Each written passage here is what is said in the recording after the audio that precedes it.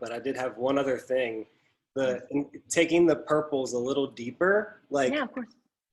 what is the purpose of all of this? Like, what Yeah. is color psychology? And then not only that, like, to me, it feels like numerology or any of these other occult sciences or arts or knowledge, where it's like people are scared to look into it because it's like the occult, quote unquote, and it's like conspiracy and stuff. But it's like, it's only bad if you use it for bad. Like, nobody factors in the intention. Like, yeah, they're using all of these like godly like knowledges, like divine knowledge. Like, numerology is pretty epic. I don't know if it really is. I've only scratched the surface of numerology. Same, just scratching the surface, but it's fucking crazy. But even then, it's incredible. And there's some users on Twitter that I follow that are like, so they catch everything. They catch everything with the numbers, and like with the especially the dates between things happen, like the in between numbers that fall, and it's like, this thing happened 333 weeks after the other, and it's like, you know, or like the 666s that show up everywhere, or even like and not even that stuff, but just the actual like philosophical basis for it, where every symbol has its own frequency. These symbols are powerful. Has its own frequency, and language. Symbols are extraordinarily powerful vibrations, and I think that symbols are distilled messages. When we think about, you know, the idea of a picture being 1,000 words, that's what they say. Like, a picture is worth 1,000 words. Okay, well, why is that? Well, it's because inside this picture, you are literally taking. You're concentrating all of these explanations into one efficient format, and I think that's what the symbols do. I think symbols, whether we understand them or not, these symbols hold extreme power. These symbols mean very, very powerful and specific things. I like to explore the idea of the swastika, and what we know is like the Nazi swastika. That symbol has existed through history. Every symbol has a yin and a yang to it. Every single symbol.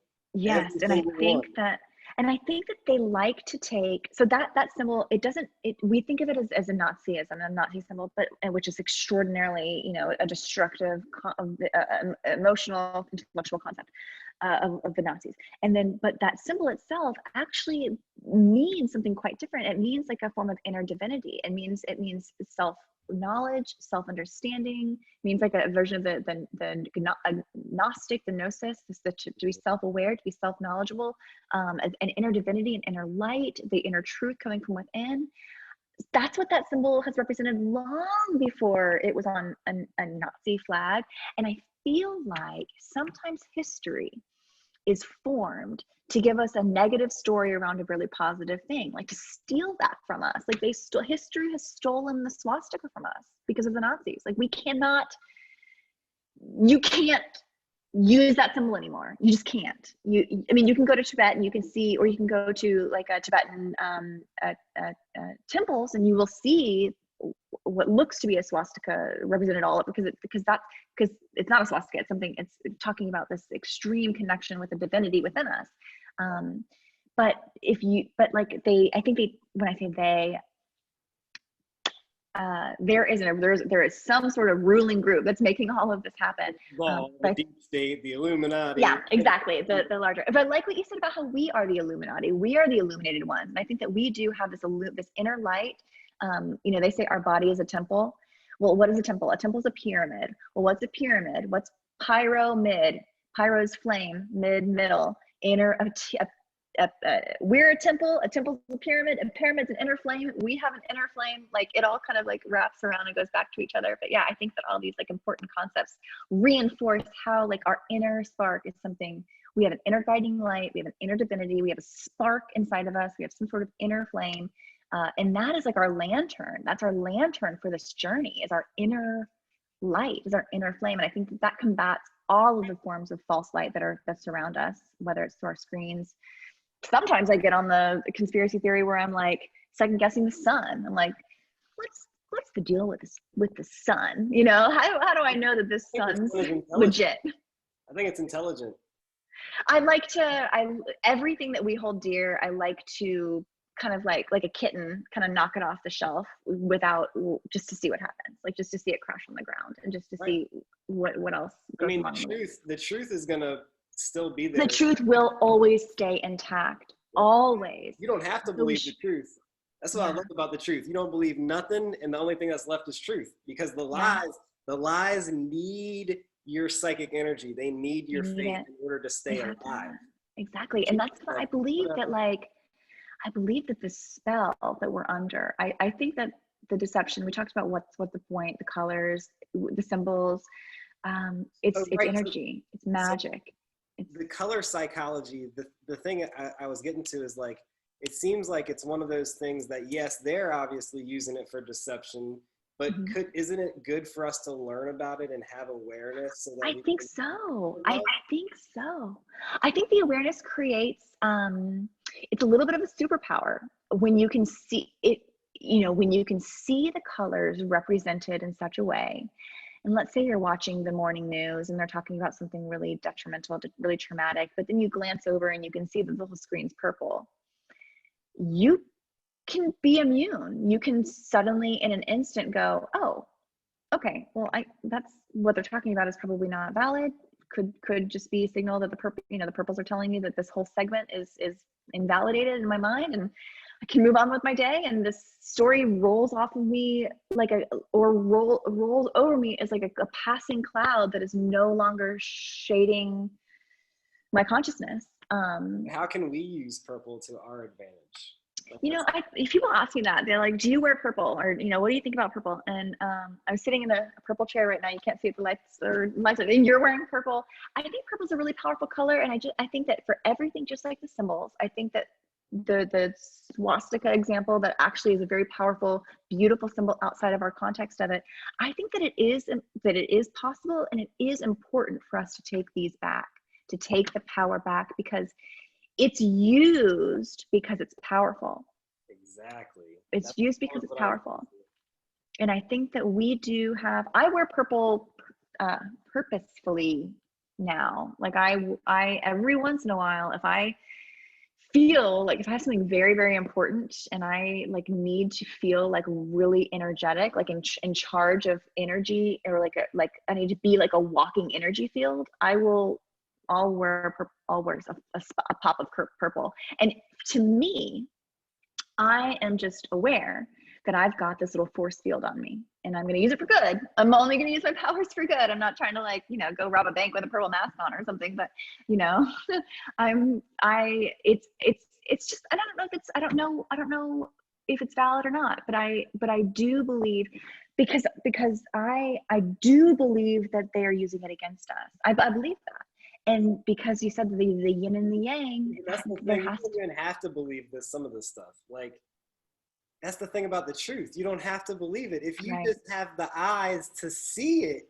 True. The awareness. Once you see it, you can't. Once you see, you can never unsee. And you don't even have to think that anything bigger is going on, but you will start to see purple. If you start being aware of it, you will start to see it. And that's what people say to me all the time. People reach out and go, purple. I'm sorry, I've been cursing on your eyes. My friend James, who introduced me to your account, he was like, pull up the account. He's like, I'm on the phone with him. He's like, bro, look, purple. He's like, and now he's calling me sometimes like, bro, look at this, purple, man, purple everywhere, purple. Now, do you see it? Do you see it when you look on your stuff? Everywhere. It's everywhere. It's everywhere. There's, you know, another thing. I mean, you point out like a lot of politicians wearing it and stuff like that, but another thing, not even just people wearing it, but I see like this, a lot of these viral videos have like a hue to them. I noticed that right now, I noticed that with the GameStop, like the Robin Hood guy. Are you familiar with this? You know, like it's everywhere. But the individual who's like this young, you know, tech bro, who's like the Robin Hood founder, CEO, he's like this young kid. All of the footage all of his interviews, everything is purple. Like, he's not just wearing purple, but the whole scene, it looks like they have purple light. Like, when did purple become a natural hue for the human experience? It's like not even a color that represents in nature. It's like not a real color, and yet now all of these viral videos are purple. For me, whenever things go viral, it's kind of an indication that it's not authentic. I think that things go viral for a reason. I think they're kind of telling us something. I think that I talk about this example a lot, but the viral phenomenon that gets spread, like the blue dress, yellow dress phenomenon, when we were like all looking at that thing and it went viral and everybody saw it. And at the same time, we had the audio phenomenon with the Laurel Yanny, the blue dress, yellow dress, Laurel Yanny, those were kind of happening all concurrently. And I think what that was telling us at the time, I think it was just showing us how the human comprehension of reality, individual understanding and comprehension of reality can be rendered differently person to person. Some people see the blue dress, some people see the yellow dress, some people oscillate between the two, some people are colorblind and can't see anything, some people hear Laurel, some people hear Yanny, some people can hear the both, but some people don't hear either. And it's just like, this is all just one file, like one source.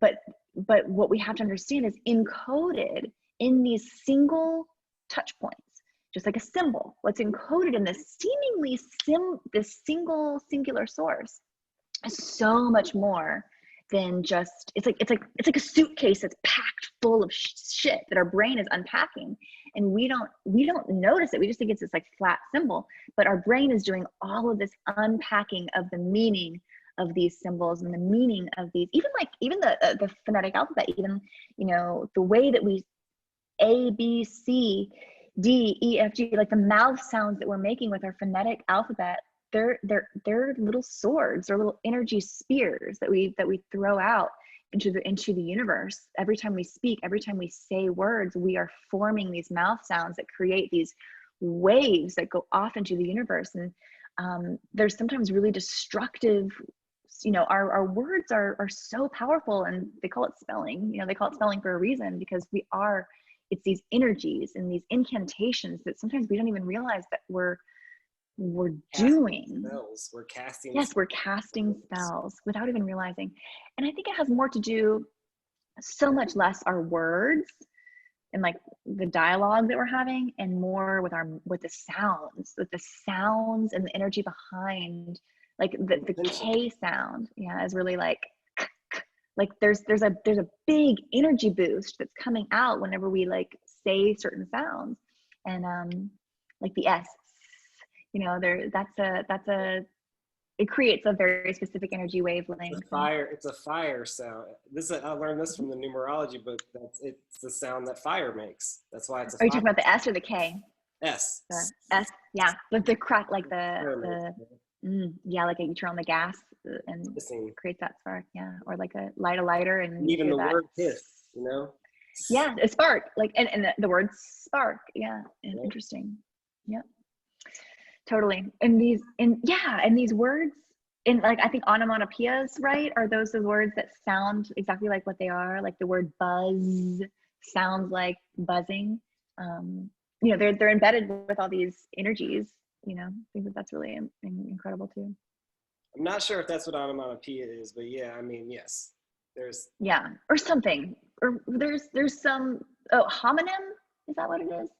Okay, anyway, there's some word for. Onomatopoeia is the formation of a word from a sound associated with what is named. So yes, that is right. Cuckoo. Buzz. Yeah. So yeah. Example Oink. Yeah. Yeah. Fizzle sounds like it's fizzling. And like poof. Right. Yeah. Yep. Oops. I'm looking. I'm just Googling things now.